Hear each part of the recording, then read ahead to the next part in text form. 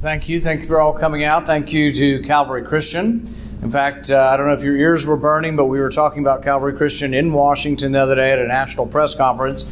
I mentioned that there were several Christian and private schools in our state that had been in-person learning from the very beginning, had not had surges and infections, and had done very well, still teaching the kids in person. So we're proud of you for doing that.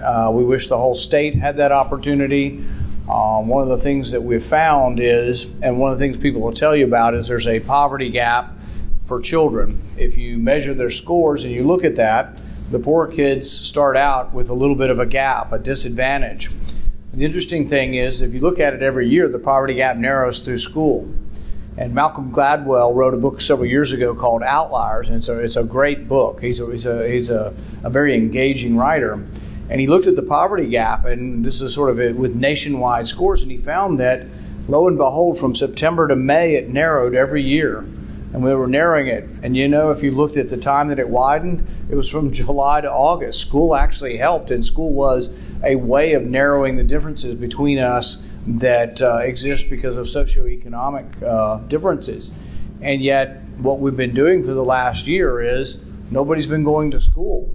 The scores of the kids not going to school are plummeting. I mean, it's really a walking disaster of the kids that have lost a year of their life. Now we have schools that are saying, oh, well, we're not coming back until we have permanent government child care.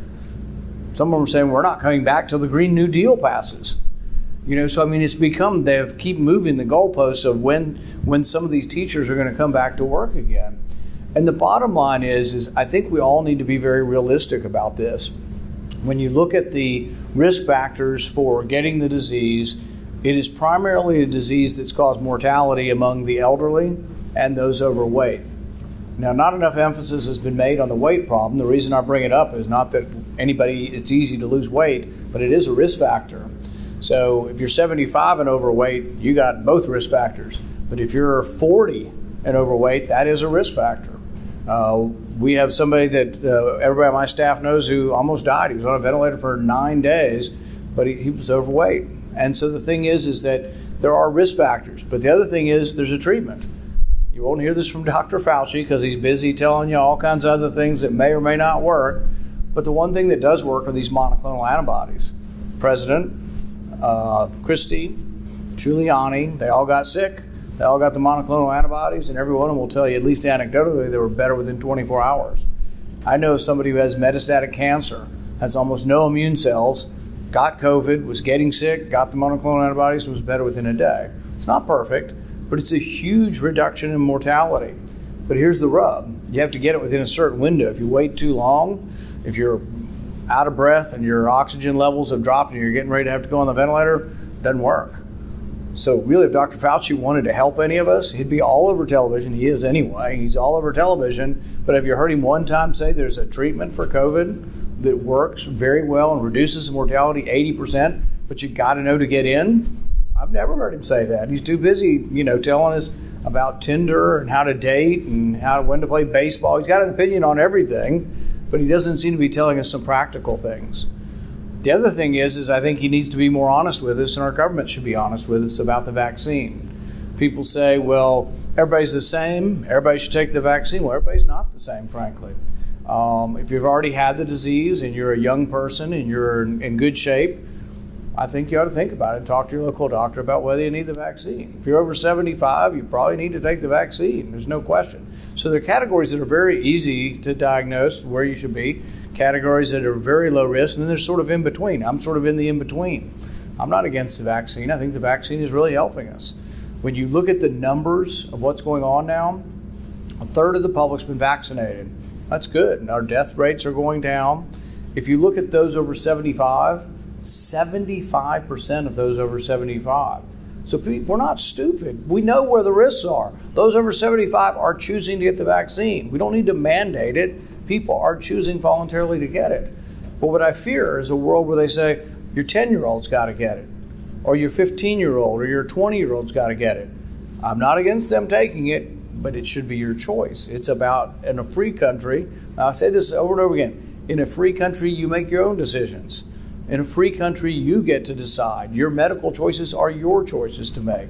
The same way, your religion, your school, all of these things are your freedoms. They're inherently yours. With regard to the idea of some who talk all the time about either whether we should spread democracy around the world or whether how great a democracy we are, we're not a democracy. We're a republic. And when the kids ask me a question when I go to schools, that's one of the main questions I ask them: are we a democracy or a republic? Why? Because the main difference is that those of us who believe in a constitutional republic believe that our rights come from God. We believe that these rights precede government, that they're inherently ours, and that a majority can't take them from us. So when the founders of our country wrote into the documents and wrote into the Bill of Rights, and they said the freedom of speech, the freedom of religion, they weren't talking about a freedom of religion, they were talking about the. It was something they knew that existed, that free people had a right to pray, that free people had a right to choose their church, that the government wasn't going to be in charge of the church. These were things that they didn't think a majority could take. So in a democracy, the majority can decide things. And people say, and I think they use these words flippantly, they need to understand that some of the worst things that happen in our country were done by 51% of the people. People are all the time now saying this law in Georgia is Jim Crow. It's not. But Jim Crow was a terrible period in our history. It was a period in our history sort of 1870s through maybe even as late as 1950s, but particularly the early part of last century, they passed all these laws saying blacks couldn't live with whites, blacks couldn't sell homes to whites. It happened in Kentucky. There's a famous case in Kentucky where Louisville did this. But who were the people doing this at the time? The Democrat Party. Kentucky was entirely the Democrat Party, and Jim Crow is a function of the Democrat Party. It's the history of the Democrat Party. No Republicans supported it. So it's insulting to me when people say, oh, the Georgia law, which I support because Kentucky had a similar law, is somehow Jim Crow. No, it's not. Jim Crow is an anathema. Jim Crow is something we all hate. We were the people who wanted more people to vote. We were the people that allowed African Americans to get the right to vote. It was the Republican Party, and changed. But we need to keep those things in perspective. When we talk about access to schools, it's wonderful that your kids have this access. We'd like even more kids to have access. Bill mentioned the School Act. This is an idea that there are government funds out there already, and they follow poor kids to poor districts. I'd like them to follow the student where the student wants to go. So if you have a poor child in your community or in northern Kentucky and they want to come here and they can't afford it, that tax dollar is already following them to a public school. I'd let them follow them to a private school.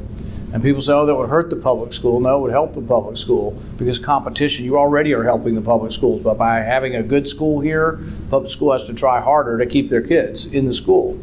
And one of the things that's made it harder is they won't teach them in person. And there's been all this virtual learning, which works if you have really, really committed parents, but probably doesn't work very well for a lot of families.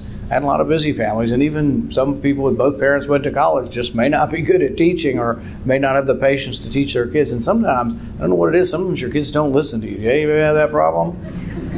They listen to other people. I don't know why they would never listen to us. But yeah, so we didn't teach ours at home. Our kids were both in public and in private school. But I do commend you for what you're doing. I commend the school. And I commend all of you who believe that our rights are God-given and that we should not lay down our rights and let people trample over them. This is important as we push back. And during a pandemic, it doesn't mean that the governor has unlimited rights. We still have our constitutional rights. The Constitution still exists. The Supreme Court has said as much, that the Constitution still exists and that your rights, the Bill of Rights, still exist despite a pandemic. No one would have ever imagined that we were going to allow a governor to dictate every aspect of our life. And there's going to be a case coming up before the Supreme Court. It's probably the most important case maybe in my lifetime in Kentucky. The state legislature has emergency powers they gave to the governor in the 1990s. Just recently they passed restrictions on that. They narrowed how much power the governor has. They took back power. The governor's now saying and arguing in court that his powers are inherent. He says somehow God anointed him and he has all of these powers and that the state legislature cannot check and balance those powers or limit his powers. He's arguing that his powers are inherent. Sounds like sort of the divine right of kings. And I thought we had kind of gotten beyond that. But it's going to go before the Supreme Court. We've already had a judge in Kentucky who said that maybe he's right and placed an injunction on the state legislature.